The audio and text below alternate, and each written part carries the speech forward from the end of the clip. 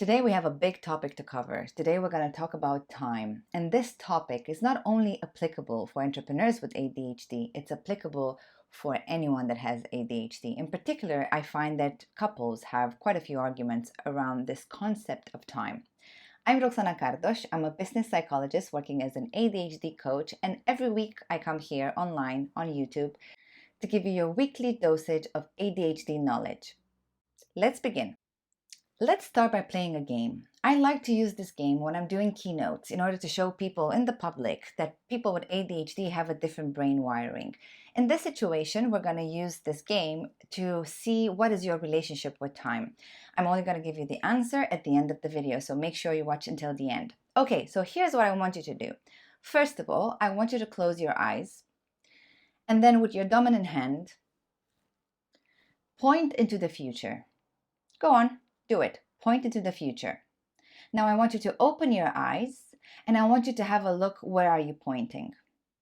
Are you pointing straight forward? Are you pointing straight upwards? Or are you pointing diagonally forward, diagonally upwards? I really want you to look, where are you pointing? Remember this and come back to the end of the video and I will tell you if you pointed the way that the ADHDers are or not. Okay, let's dive into the subject. We're only going to cover 3 of the challenges that people with ADHD have with time, and I'm also going to give you some solutions. The first one is people with ADHD overpromise. Why do they do that? They do that because they think they can deliver it on time. First of all, they like to be people pleaser, and second of all, they know how well they can work when they're in hyperfocus. And they think they're always going to be able to be in hyperfocus. So if they think they're going to be able to give it to you by Thursday, they're going to promise it by Wednesday, and then before you know it, it's Friday and you still haven't delivered it. Therefore, you've let the people around you down, which is not good. One thing that I can recommend here is always allow for things to go wrong. Always have some buffer in there. So if you think you're going to be able to deliver this by Thursday, give it by Friday. And I also want to say that you probably think that people need this earlier than they actually want. So particularly if you feel that you've done this in the past and you want to give yourself the buffer, but you don't feel like you have permission for it, ask them, by when do you need this by? And if they give you a date that is too close to the day that you think that you can deliver it and you don't have that buffer, try to see if you can push it a bit. I give you the permission to do that. The second one is, why are people with ADHD late? Well, this is an interesting one. This could be multiple reasons. One, it could be that they lost track of time. Or, for example, if they're always late 10 minutes, it's not poor time management, it's actually a belief. So if you think that Suzanne is also going to be late 10 minutes, then you're probably also going to arrive 10 minutes later. Or if you think that the lecturer is only going to start the lesson 10 minutes in, then you're also going to be late 10 minutes. So have a look, first of all. Is it something that people are doing it consistently, like the same amount of time? Because that's more related to a belief rather than the fact that they have poor time management. Or is it chaotic? Is it 5 minutes there, half an hour there, they actually forgot about the appointment? Then we need to talk about the third point. The third point is that people with ADHD like to be in flow.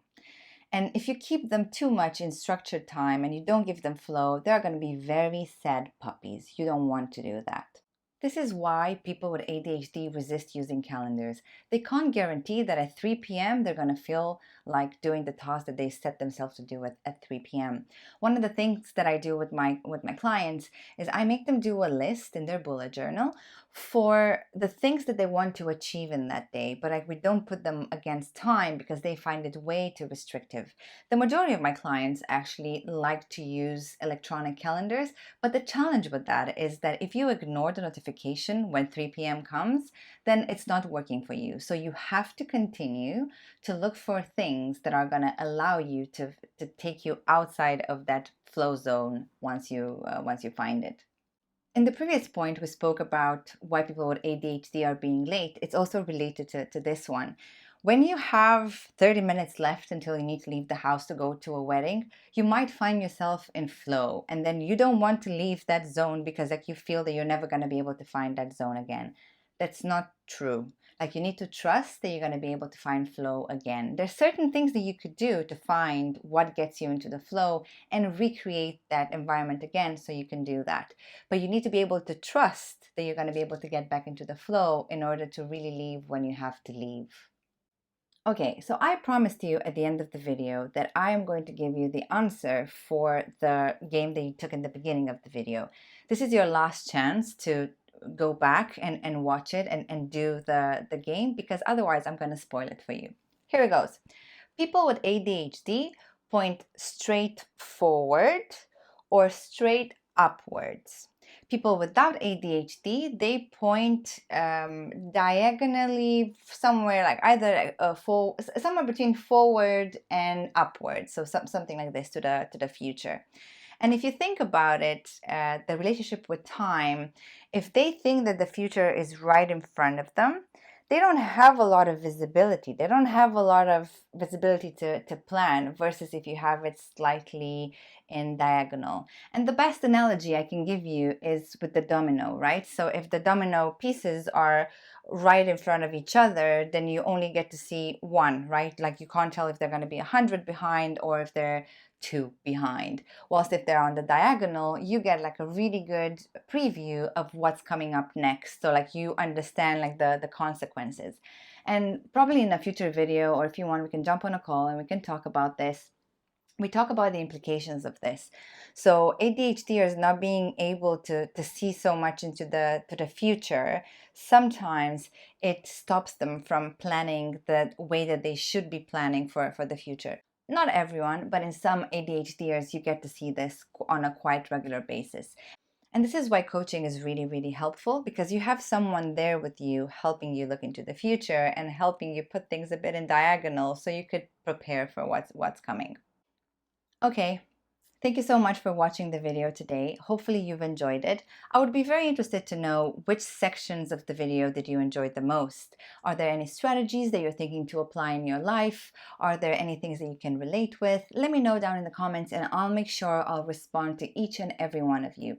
I will see you next week for another dosage of ADHD knowledge. But until then, if you haven't downloaded my ebook, I really urge you to do so. I'm going to leave a link below, and I want you to know that this ebook is written from a science perspective, and you have a lot of knowledge about the ADHD brain, because I really want you to be able to use your ADHD as an advantage. See you next week.